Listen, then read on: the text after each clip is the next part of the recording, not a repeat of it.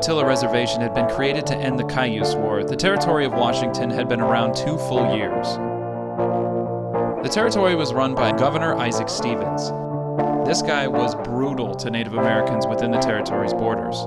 In an attempt to establish U.S. political dominance with the new Washington Territory, Governor Stevens made it a point to reach out to all major Native American tribes in his borders and enforce the sovereignty of the U.S. territory over the tribes. To do this, he brokered and sometimes forced or threatened tribes into treaties where natives would give up all of their land in return for reservations, right to fisheries, land that couldn't be settled by whites, and agencies where payments and provisions would be paid to the tribes. In Season 2 of Two Wheels, One Compass, we saw how the Minnesotan government did the same thing to the Dakota tribe, and it did not turn out well. The worst part about Governor Stevens' treaties is that they were very hard to enforce. Washington State was very far from Washington, D.C. Communication to vote or ratify treaties was slow, and actually setting up agencies to dole out provisions and payments to the natives was even slower. Many promises he made were difficult or even impossible to keep. One such example was the case of the Yakima Native tribes in the center of the territory. Right after the Cayuse War ended in 1855, Governor Stevens made an agreement for the Yakima tribe to cede some 6 million acres in exchange for $200,000 and a reservation where no white man could settle nor enter. The issue with this was Stevens couldn't enforce this agreement, and it had to be ratified in Washington, D.C. Stevens was actually in Washington, D.C. trying to get the Senate to ratify the treaty when tensions in his territory came to a boiling point. Just as it was in the Great Sioux War, gold was discovered, bringing prospectors to the Yakima tribal territory, where the proverbial fuse was lit on the powder keg. 2 white prospectors raped a Yakima woman on the reservation, leading tribal leaders Kamiakin's nephew to murder them in return. A Bureau of Indian Affairs agent, Andrew Bolton, departed on horseback to investigate the murders of the prospectors. Upon reaching the reservation, Yakima natives told Bolton it was not safe and he should be escorted out. Before leaving, a fight broke out between the Yakima escorts over the fate of Bolton, and he ended up being stabbed to death. In an effort to end the escalating violence, the Yakima sent a messenger to Fort Dalles, formerly Fort Lee, to tell them who had committed the murders so that they may stand trial for the murder and end all hostilities. Once the word was sent, however, panic ensued across the territories that an uprising was in progress. The same news spread across the native tribes of the region, emboldening them and rallying them under one leader, Kamiakin. The Oregon and Washington territories mustered troops, and the tribes under Kamiakin rallied for battle. This led to the Yakima War. Major Granville O. Haller and 84 infantry set out from Fort Dalles into Yakima territory and was met by some 300 Yakima warriors. The first engagement of the Yakima War was the Battle of Toppenish Creek, which was a huge loss for the U.S. military. They were forced to retreat, resulting in a Yakima victory. The territorial governments panicked and mustered forces that crossed from Fort Dalles into the Washington Territory. They would eventually take on the Yakima under Kamiakin head-on. To the northwest, another war was brewing. Leschi, an Nisqually chief who was half Yakima, was going around to the native tribes of the Puget Sound area, recruiting warriors to bring battle to the doorstep of the territorial government. Governor Isaac Stevens had also pushed the Nisqually into a treaty. It gave them fishing rights but took away all of their farmland. 2.24 million acres were taken, and the Nisqually were put onto useless, rough, and rocky reservations that were basically land that whites didn't want. Leschi was the chief who was in charge of negotiating for the natives in the Puget Sound area. After hearing of the Yakima uprising at the Battle of Toppenish Creek, he recruited some 150 warriors of neighboring tribes. In response, a small regiment of 18 volunteer dragoons were mustered to arrest Leschi.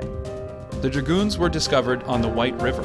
Leschi and his warriors attacked them, pushing the dragoons to hide in a cabin for defensive cover for 4 days before they could escape.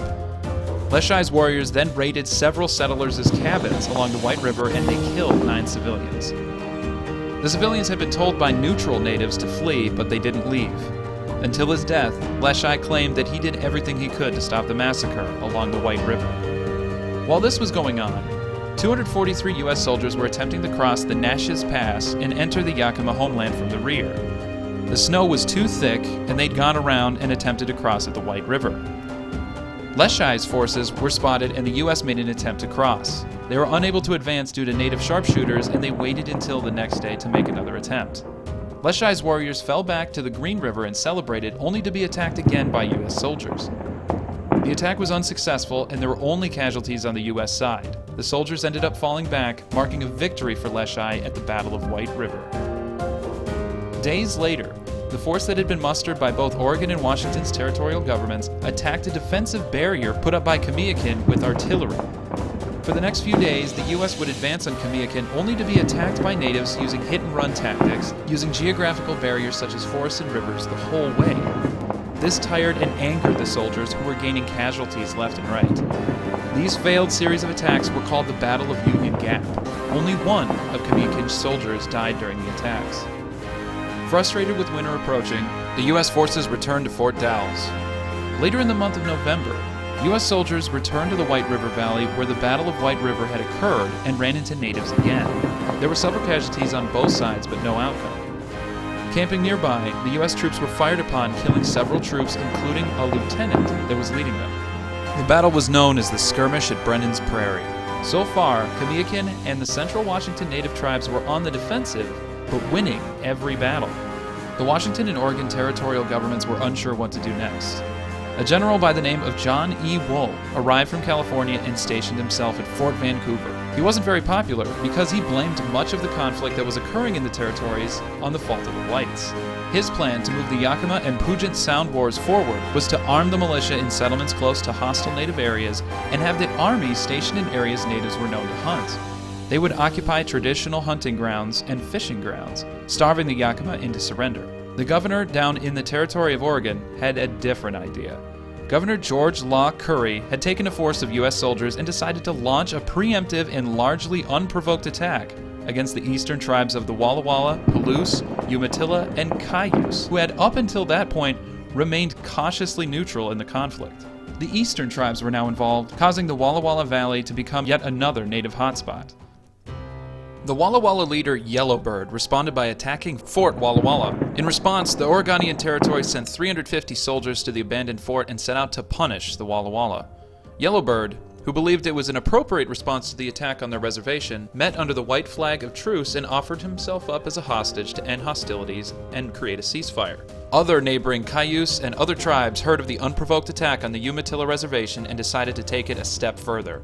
1,000 warriors from the Cayuse, Palouse, and Walla Walla tribes descended down on the soldiers. The Battle of Walla Walla was the longest battle in Washington history. For 4 days, the eastern tribesmen battled the soldiers until the soldiers had run out of supplies and had to retreat.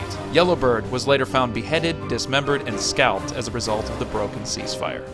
The governor of the Territory of Washington, Governor Stevens, had just arrived from Washington, D.C. to a territory embroiled in chaos. Because Curry's unprovoked attack against the Umatilla Reservation had cut off much communication down the Oregon Trail, Stevens had to sneak his way across the Walla Walla Valley. He was furious he had to do so, and he blamed General Wool for it, while also chastising him for his current tactics against the natives. Both governors Curry and Stevens called for Wool's resignation. The winter slowed the conflict for a time, but it would only be another month before natives and whites would clash again.